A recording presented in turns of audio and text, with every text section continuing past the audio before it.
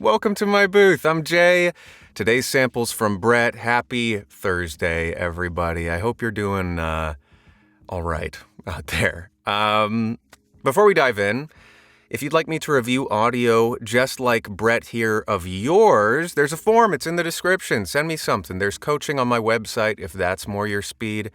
And just thanks for being here. If you want to pay it forward, you can click the YouTube buttons or check out the Booth Buddies or Buy Me a Coffee stuff down there. All right, Brett, let's roll. Buster Bear yawned as he lay on his comfortable bed of leaves and watched the first early morning sunbeams creeping through the green forest to chase out the black shadows. Once more he yawned and slowly got to his feet and shook himself. Okay, pausing briefly, Brett, because your question was, is there anything that one might hear here that would cause a producer or casting director to go, and click away? The answer to that is no, I don't think so. You're doing a lovely job. Your audio sounds really solid. Your performance is really solid as well. I do have some ideas, which I will touch on in a moment, so let's listen to it just a bit more, but I wouldn't be too worried about people clicking away in some form of panic. Then he walked over to a big pine tree, stood up on his hind legs, reached as high up on the trunk of the tree as he could, and scratched the bark with his great claws. After that he yawned until it seemed as if his jaws would crack. And then he sat down to think what he wanted for breakfast. Okay, cool. Cool. So pausing because, just pausing to give you some feedback because I have some ideas and I don't want to forget them.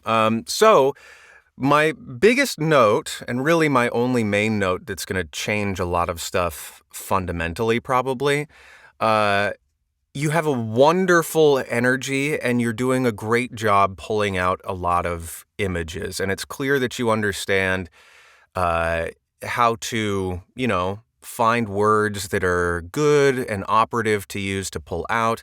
Like great claws is a lovely moment, and the shadows is another lovely moment. However, what's happening to me, and in my first listen through of the rest of the sample, because you are bringing that same energy, which is lovely in and of itself, but because it's happening throughout the entire piece, and it's sort of like over-kneading the dough, almost, to use a metaphor there, where if you're making a loaf of bread, you want to knead dough, which is to, in the case of VoiceOver, every time you knead it once or twice, that's adding a bit of interest, moving a moment. The great claws moment is a moment maybe where you're kneading the dough. But there are other moments where you need to let the dough relax in order to get a good loaf, as it were. So in terms of VoiceOver and your performance here, the change that I would be interested to see is where are moments where you can relax a bit into the energy of things, and you can let certain images just glide over the surface instead of really kneading those images. Kneading being the bread dough kneading.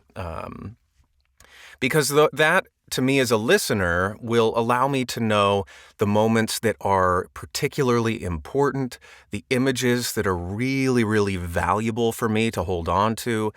And you do a lovely job of that across the piece, but because you're doing it to most, if not all, of the images at this point, it's hard for me after a while to latch on to images that should be lifted out or given some space to breathe.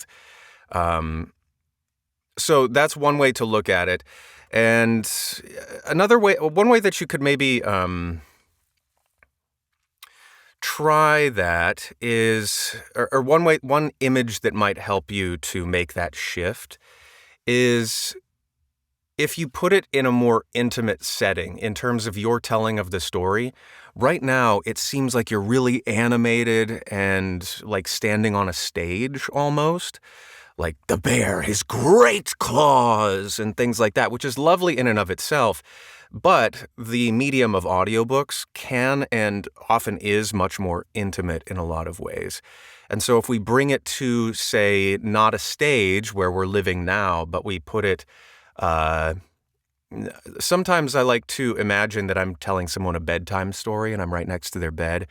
And, if you're by a bedside, you don't want to have these really big images. And I'm not saying that this is the right answer for this story or you in general, Brett, but by making the images just slightly smaller, more intimate. Let me listen to a bit and give an example. Buster Bear yawned as he lay on his comfortable bed of leaves and watched the first early morning sunbeams creeping through the green forest to chase out the black shadows. Buster Bear yawned on his great bed of leaves, and he checked out the sun that was coming in to chase away the shadows. Just a little bit simpler, I guess, and bringing it smaller.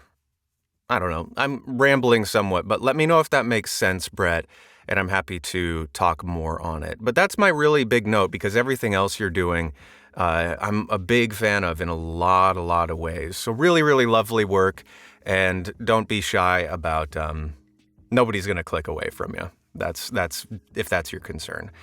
I hope this was helpful for you, Brett, and everybody else out there. I hope it was helpful for you as well. Until the next one of these, be well, everybody, and I'll see you there. Toodles.